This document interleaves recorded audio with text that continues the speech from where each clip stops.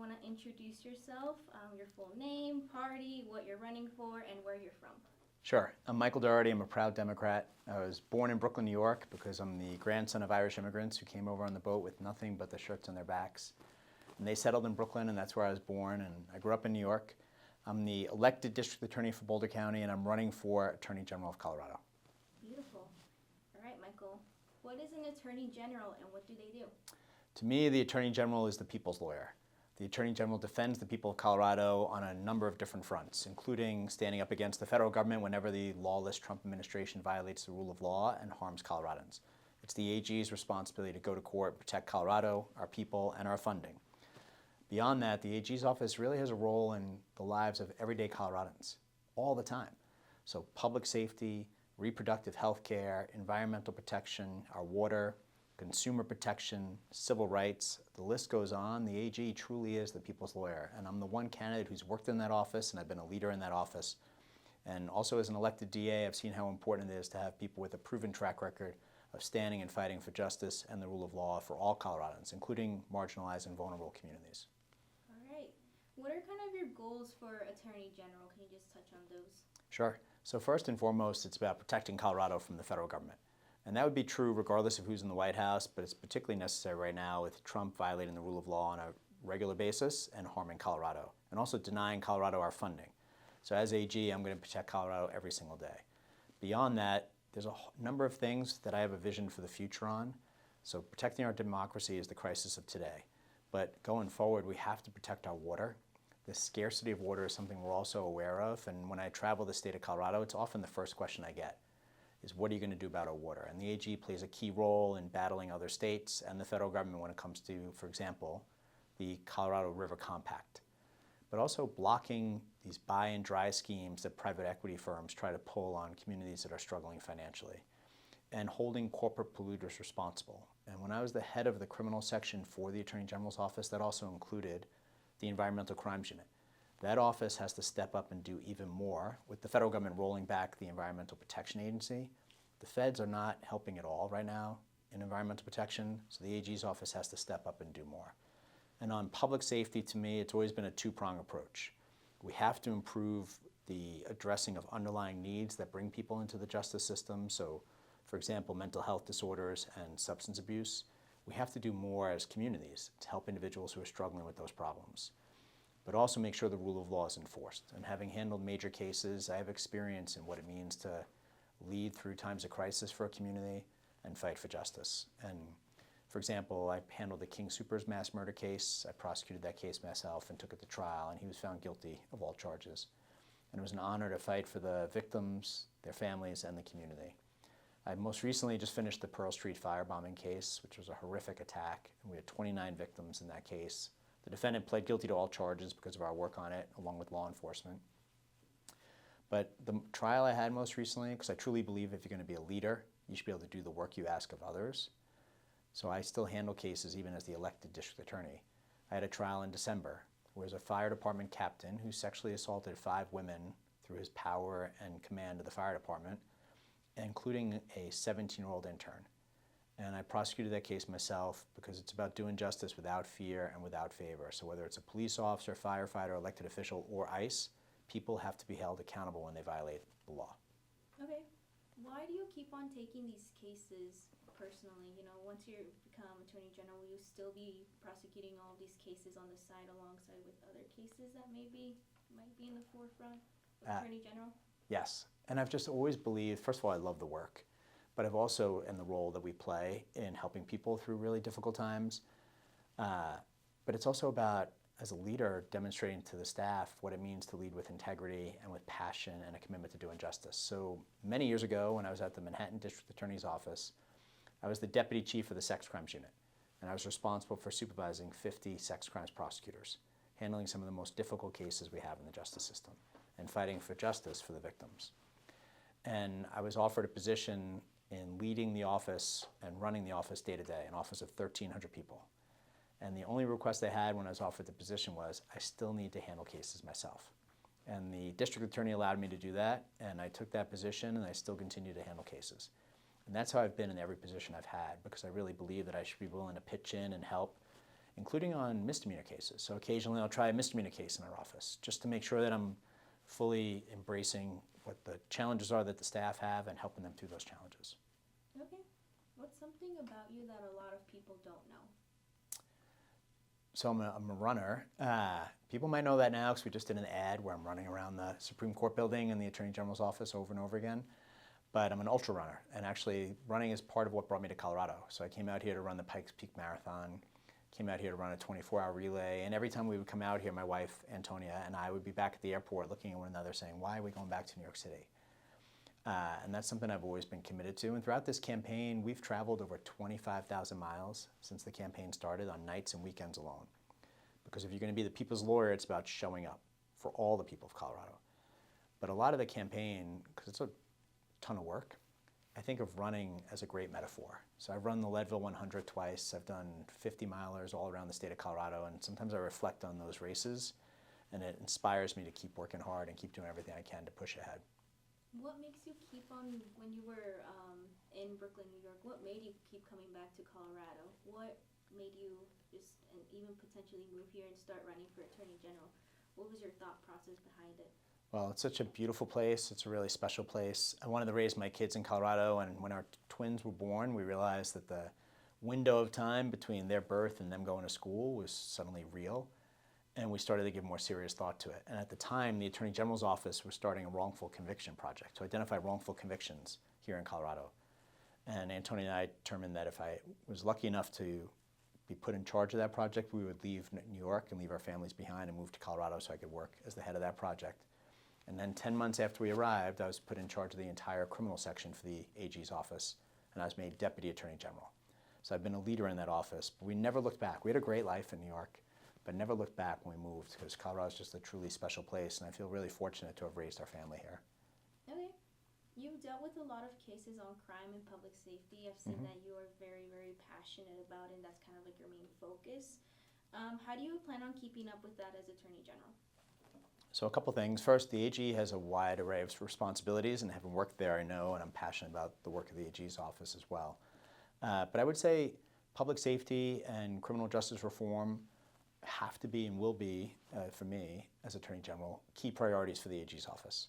So a couple things. First, the AG's office is actually responsible for training for law enforcement throughout the entire state of Colorado. So if someone's trying to join the Denver Police Department or the La Plata County Sheriff's Office or Sterling Police Department, the training is all the same, and it comes from the Attorney General's office. So having experience as a prosecutor matters a lot. Also, the AG's office is responsible for prosecuting any case that crosses county lines. The AG has authority over those. So think about any car theft ring or any ring that's engaging in human trafficking. Anything that crosses county lines, the AG should play a major role in investigating and prosecuting those cases, and I will continue to do that as AG, just as I've done as District Attorney. The other piece of it, and I think this is really important, is about holding law enforcement accountable when they commit crimes or when they violate the rights of others. And the Attorney General has pattern and practice authority to bring pattern and practice actions against law enforcement agencies that engage in a pattern and practice of either discrimination or civil rights violations or criminal offenses. I'm the one candidate in the race who has successfully prosecuted police officers. And I've had the honor of working with some great members of law enforcement throughout my career. But I also have the responsibility of holding those accountable who violate the law or engage in misconduct. And I've done that over and over and over again, starting back in New York City all the way up to and including my time now as District Attorney. So for example, we're currently prosecuting a paramedic who injected someone who was in police custody, and that person's charged with causing that individual's death. So it's about making sure that we hold people responsible and they violate the rule of law, and the AG's office has direct authority over that, and that's something I'm ready to hit the ground on day one. All right. With Colorado's drought causing water restrictions and other states using the Colorado River as a source of water and farmers needing to grow their crops, how does your campaign plan on addressing this issue? I'm so glad you asked this question, because usually when I'm in the Denver metro area, people don't ask me about water. And whenever I'm outside Denver, it's the first question I get. And it's for the reason you just hit on. We have a scarcity of water right now based on the winter we had and just water levels going down. The Colorado River Compact ends this year. And negotiations between the upper basin states, of which we're one, and lower basin states have failed to reach a conclusion or success, to me is a mistake. This is not something where we want to bluff and just go charging into court on. We really need to come up with a comprehensive solution, and that's what I'm committed to doing. But I'm also committed to fighting for Colorado's water when it comes to other states trying to take water that we need for our ranchers and our farmers, and for the beautiful waterways that we all enjoy here in Colorado. I'm also concerned because the Trump administration, which has already indicated a desire to retaliate against Colorado for a number of things. One example of that retaliation was them vetoing a bill, Trump did, that would have brought funding for clean water to southeastern Colorado. Even Representative Lauren Boebert spoke out against Trump on that. And she was right to do so. She was absolutely right, because he had put politics above people. To me, it should always be people first, and focused on what's best for the people of Colorado, and clean water obviously is essential. So it's about taking Trump or other states to court and fighting for Colorado's water, and I have a track record of going to court and fighting for justice and winning those fights, and that's what I'll do when it comes to our water. Okay. What are some of the things that you kind of see in the Trump administration right now that have been raising alarms in your head?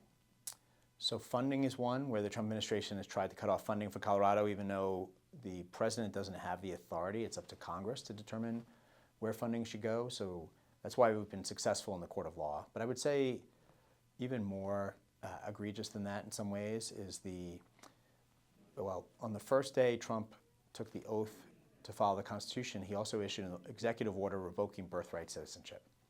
Birthright citizenship is a constitutional right. It's in the U.S. Constitution, plain and simple. And if one were to not agree with me, the U.S. Supreme Court in 1898 agreed that birthright citizenship is a constitutional right.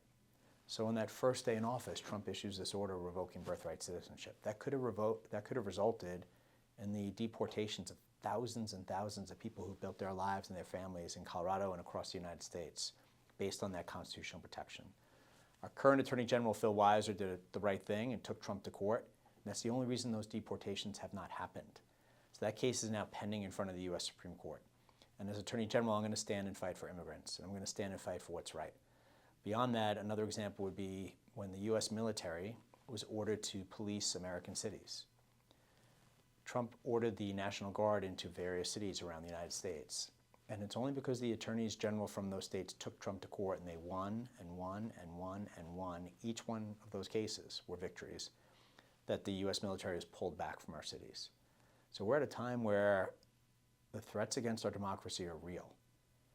I have to, as Attorney General, protect our elections, protect how elections are conducted, but also protect the values and the laws of Colorado against Trump, and I'm ready to do that. All right. I've seen that you worked a lot in gun violence. Can you talk to me about your experience with prosecuting people who have done gun violence? Sure. So as a prosecutor, as I mentioned, in New York City for many years, and I've seen too many shootings happen that have ended lives tragically, and the trauma that results from those shootings, beyond just the victim and their family, for the whole community. So I have vigorously prosecuted cases involving shootings in making sure that people are held accountable and that justice is done. But I've also tried to prevent shootings from happening by being a leader in the legislative efforts to reduce gun violence. So for example, raising the minimum age for a handgun purchase from 18 to 21 years old. Having a waiting period of 3 days between when the person goes to buy a gun and before they get their hands on it. The logic there being if someone's a domestic violence offender who's escalating, or someone who wants to take their own life and is going through a crisis moment, having that 3-day waiting period, it's the hope and belief that will allow people to cool off or calm down and not engage in that act.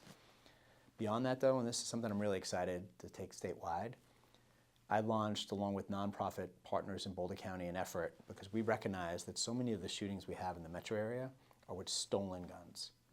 And so many of the teen suicides we have, of which we have too many, are with guns that teens should not be able to access. So I partnered with nonprofits in Boulder County. We raise money through charitable contributions, and we purchase gun safes. And we give out those gun safes for free to Boulder County gun owners so that their guns can be secure. We just did our 8th gun safe giveaway last weekend. There was one that we did recently outside the Boulder Community Hospital. We gave out 500 gun safes to individuals in 21 minutes. That's what it means not to be hyper-partisan. That's what it means to build a better future. That's what it means to try to keep communities safe. And to me, individuals have a Second Amendment right to own and possess a firearm, but communities also have a right to be kept safe from gun violence. And I've seen too much gun violence throughout my career to just sit back and do nothing or just fall into the political rock fight over guns. So I'm always going to do what I've done throughout my career, which is vigorously prosecute shootings, engage in legislative efforts here in Colorado to limit how many guns are ending up in the hands of people who should not have them, and that safe gun giveaway is part of it. With one of the biggest concerns of AI are data centers being built in Colorado, such as the Garden of the Gods and Globeville, Elira, Swansea neighborhood, how do you plan on tackling this with your campaign? So I've been calling attention to this since the very beginning, and as Attorney General, I will protect our environment, and that includes taking on data centers and AI. Part of it, right out of the gate, is how much water they use, and it ties into what you just asked me. And we have a scarcity of water in Colorado. Data centers suck up water at an incredible rate, and until they develop the technology to limit their water usage, we have to put more guardrails in place on data centers and on AI, because we can't afford to have our water used and wasted like that. And there's new technology coming online. We need to embrace that and move that along as quickly as possible. But also making sure that AI is not harming kids and communities. So when I say kids, like the AI chatbots and the engaging of our young people, I've been a leader in fighting for more protections for kids through social media.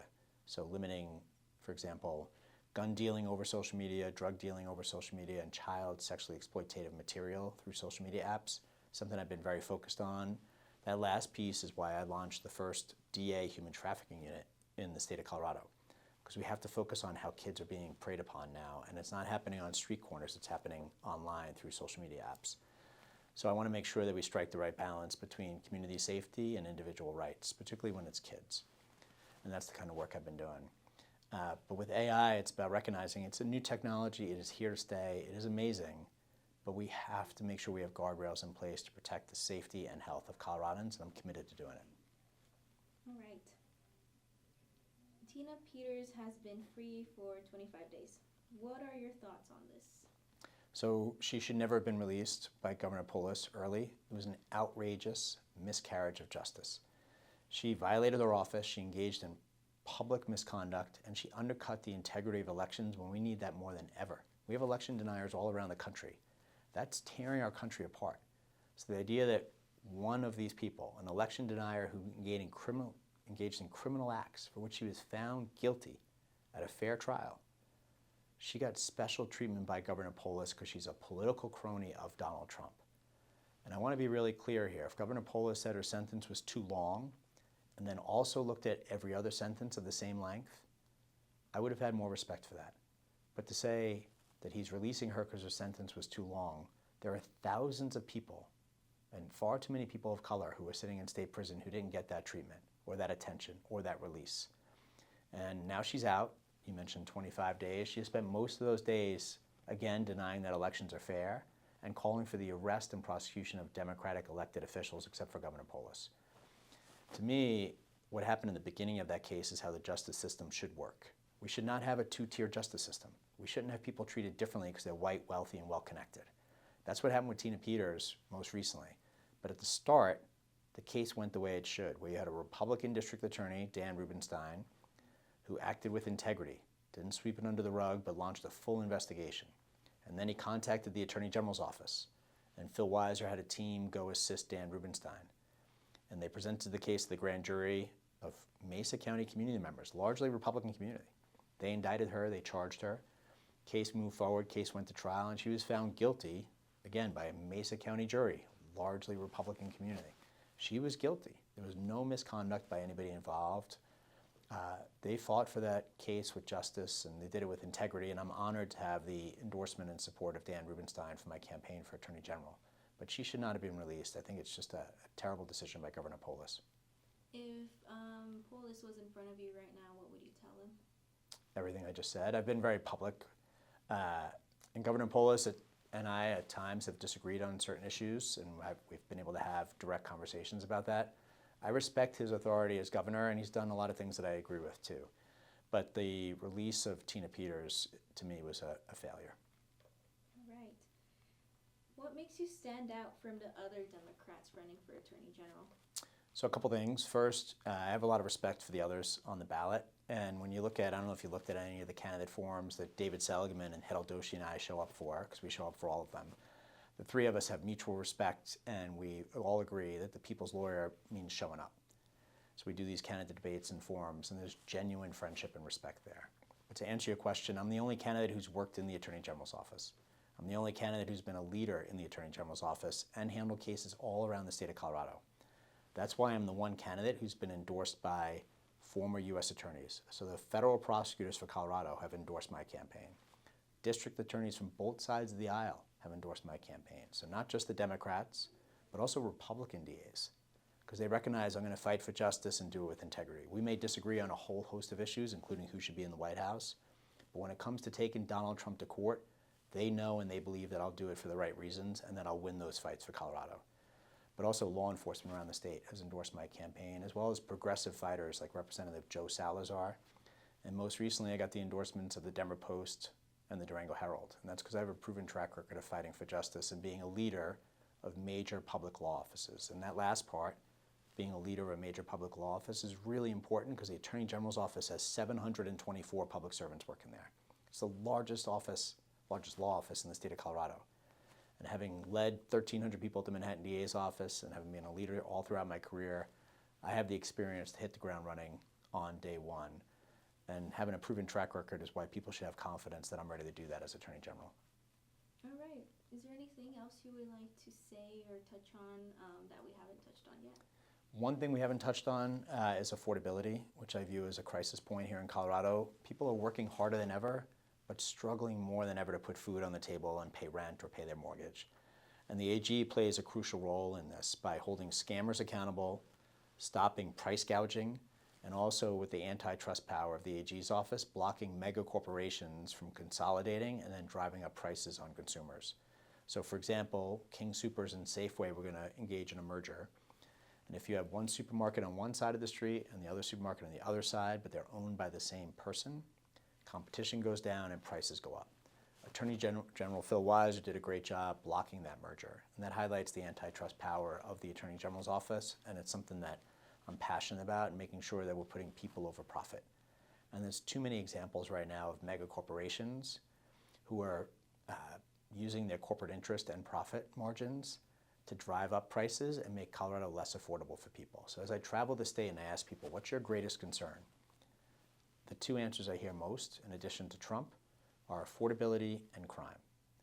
And we talked about crime, but on affordability, the AG plays a really key role. And I'll give you one example of work I've done myself, which is 2 years ago, Phil Weiser and I teamed up, the AG's office and the Boulder County District Attorney's office, to bring a civil suit against a realty company that was scamming tenants, hundreds and hundreds of tenants, out of their security deposits and using hidden and deceptive fees to rip them off. We took them to court in a civil action, and we got a $1 million settlement for all the victims. And we also developed a template that every realty company and landlord now has to follow for Colorado, and Phil Weiser's using that to now bring Graystar to court. So it's about making sure that when people are struggling as much as they are, that we're not letting them be scammed or defrauded out of their money as well. Beautiful. All right. Is there anything else you would like to touch on, Michael? Just I'll share, my name is Michael Dougherty. The website is michael4ag.com. If people reach out to me by email, I respond to every email I get. My email is michaeldoughertyco@gmail.com. That's my personal email. I've always believed if you're going to be a public servant, and this is how I've been as the elected DA for Boulder County, that means being transparent and accessible and truly serving the people. And I'd be honored to have people's support as the next Attorney General.